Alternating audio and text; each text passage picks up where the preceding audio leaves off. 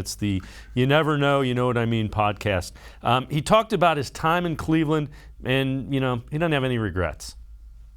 And because they were at that low point, like you bring in guys like Myles Garrett, David Njoku, and Jabril Peppers in the same draft. And so you start bringing in, because you're at that low point, you can bring in the right culture guys.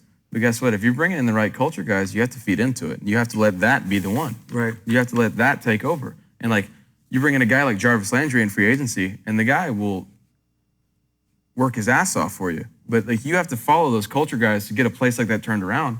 And, that's where I'm at right now, is like, I really, truly, honestly have no regrets of my time in Cleveland, of what I tried to give to that place. Right. And true Clevelanders and true Browns fans know that. And that's why I can walk away from the whole situation feeling like I did it. And again, what he's saying is true. He's not the only one, and he didn't say he was the only one who turned around the culture, but he was the quarterback when the culture turned around.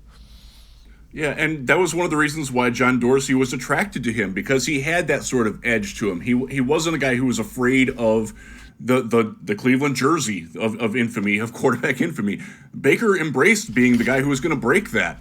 And by and large, he did for X amount of time. It obviously isn't ending well, but I think that's a fair. I'm glad that he brought up the other guys, specifically Jarvis Landry, because I do think that Jarvis Landry's acquisition was such a significant step in terms of where the franchise was headed, and I think he helped Baker become a better leader and a better.